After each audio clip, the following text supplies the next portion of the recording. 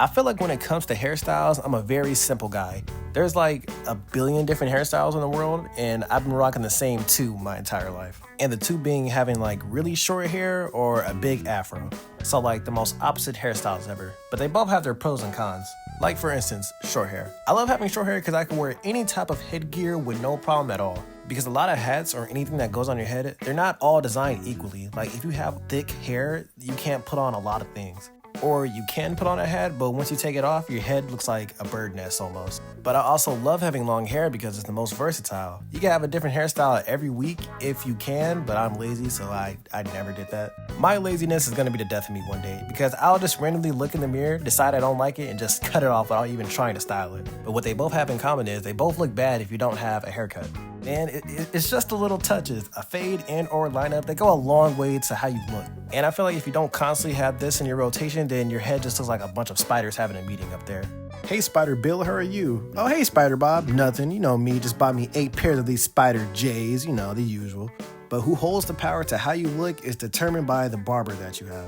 The barbershop I went to, it was right down the street from my house. And I always went there because 1, he was like one of the cheapest barbers, and 2, it was right down the street from my house. And I didn't have a car, so of course I'm gonna go there. But the barber there, he was so old school. But it was funny because he would always have these posters all around the barbershop with all these cool haircuts that I never seen him did before. Looking back at it, I think he never saw them before either because he would never give out any of those haircuts ever. I felt like if I would have asked for something on that poster, it would probably go like this. Hey, can I get that number 14 but have a design on the side of it that swoops up to the front, also with a low taper fade instead of a high one? Yeah, no problem, little homie. Like he did not care about those posters at all. He was just gonna give you what he wanted to and not what you actually wanted. Which I feel like defeats the whole purpose of going to a barbershop. Hey, Mr. Barber Man, I'm showing you a picture of the haircut I want. Can I get this? You see, I can do that, but I really don't want to. So just close your eyes. This is a surprise. That's like you're grilling for a barbecue and you yell, hey, how does everyone want their steak? And everyone is saying different answers and you just cook them all well done. Like don't give me the illusion of choice. Don't make it seem like you have a million choices when it's really only one. That's like clickbaiting, but in real life. And I don't know why I remember this, but I remember he had these old gumball machines in the building. And when I mean old, I mean these things were ancient. And I remember I always used to look at them every time I would go in. So one day I bought a quarter, I got one, and it was as hard as a rock. And I was just sitting there like, oh my dude, what is up with these gumballs? Oh, those are jawbreakers. Stop lying! Why would you even have jawbreakers in a gumball machine? That doesn't make any sense. It's like clickbaiting, but in real life. Also, barbershops, they're not really kid friendly. Or I guess mine wasn't kid friendly.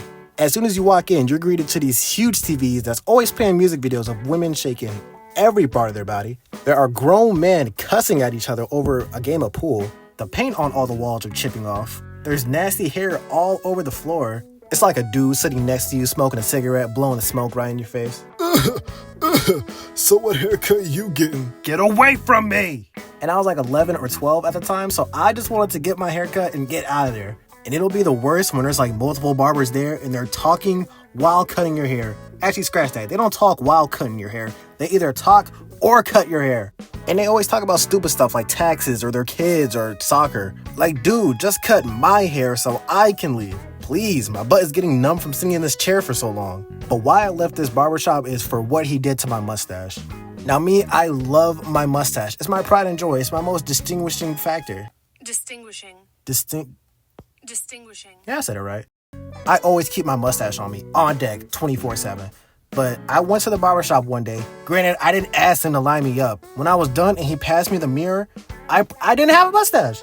And I can't say I don't like the haircut when the barber passed me the mirror. So I said, oh, I love it. And as soon as I went home, I cried. I cried. I had an identity crisis. I wasn't me without my mustache.